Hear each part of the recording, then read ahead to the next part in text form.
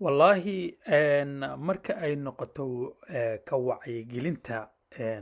bulshadeena oo xagga qabyaaladda ah runtii dad badana hore u sameeyey waa la wacyigeliyaa qabyaaladda iska dhaafa heesa iyo gabayo waxay noqotaba oon ummadda aad baa loogu digaa laakiin haddana lama dhaafo waagii hore aniga markaan u fiirsado waxaa laga yaabaa in aan la yaabi jiray in ummaddeena iyo sida qabyaaladda u isticmaalaysa laakiin waqtiyadii dambe waxaan gartay sababaha waxaan ka dambeeya inay bulshada isticmaalaan waxaa sababayo horta anigoonan sheegin waxyaabaha keena in bulshada qabyaaladda ay ku orodo ama ay isticmaasho waa inaan marka hore ka hadalnaa waxaan dhibaatada ay leedahay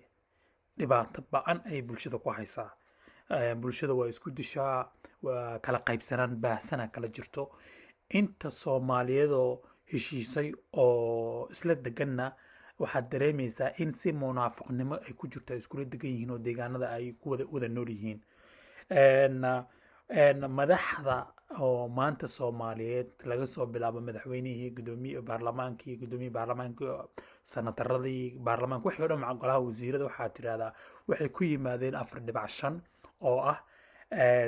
in bulshada Soomaaliyeed qaab qabiil xitaa loo kala qaybiyey ay dowladeedu xitaa ay ku dhisan tahay qaab qabaa'il ah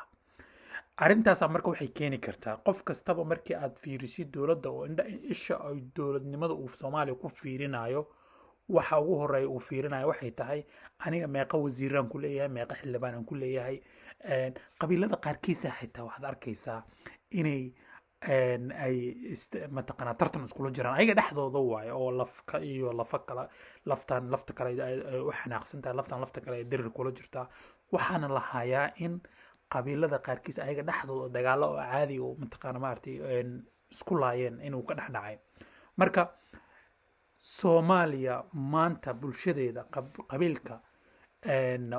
sababaha keenayo in aysan joojin karin oo wacyigelintan aysan shaqayn karin waxaa sababayo laba arrimood sababayso arrinta koowaad waxay tahay nidaamkii dowladnimada wuxuu ku dhisan yahay 4.5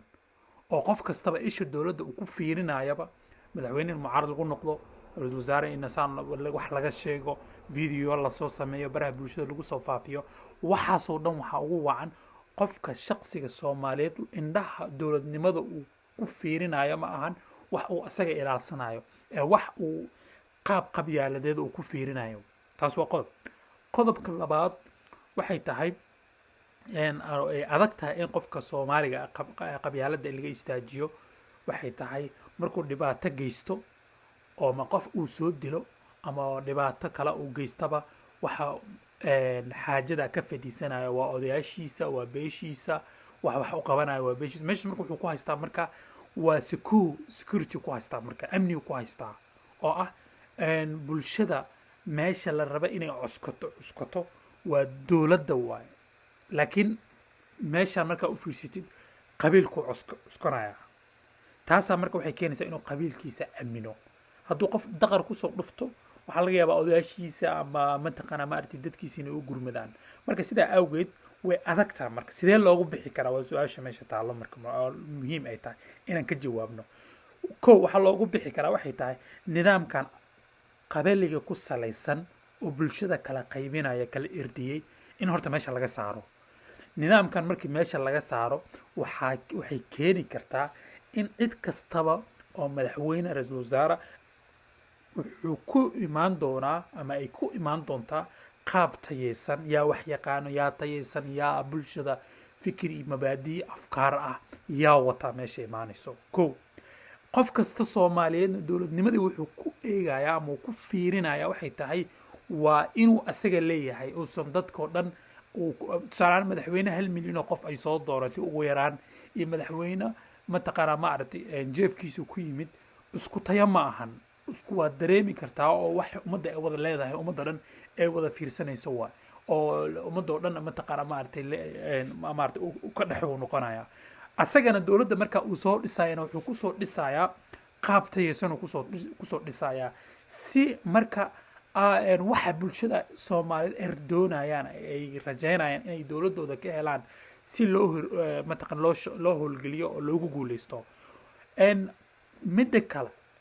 oo ummadda qabyaalada loogu saari kara waxay tahay in la sameeyo qof kastaba cadaaladda inuu mataqaana maaragtay inay u helinayso inuu asaga dareemo tusaale ahaan qof markuu wax geysto oo ama qof soo dilo oo kaleeta odayaasha inay dowladda dhihi karta halkaa kaga istaaga dowladda inay kiiskas isla markiiba la wareegi karto isla markiiba kiiskas ay mataqaana maaragtay dhihi karto sharcigeeda iyo dastuurkeeda wuxuu ka qaba ayaan ku fulinayna inay dhihi karto soo qaban karto laakiin qabiilada qaar markay wax dilaan ama wax sameeyaan cid soo qabanaysa ma jirto taas marka waxaa meesha ka baxayo aaminaada xagga dowladda laga qaba ayaa eber noqonaysa marka dowladda marka waxaa loo baahan yahay in si dowlad noocaas oo waxqabad leh loo heli karo waa in madaxweynihii uu ku yimaado doorasho dadweyne taasaa marka waxay keeni kartaa isbedel weyn ayaa halka ka dhalan kara marka waxaan dhihi karaa dhammaan bahda xisbiga qaransool oo kaleeta annaga 12 mabaadiyo hadda annaga leenahay oo kale waxaad ka dhex dareemaysaa in aan rabno in qaybta haddii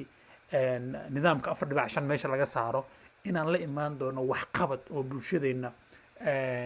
hore u qaadi karo isbedelna ku samayn karo aynu u dareemi doonaan cadaalad iyo sinaan insha allah haddii ilaahay idmo waad mahadsantihiin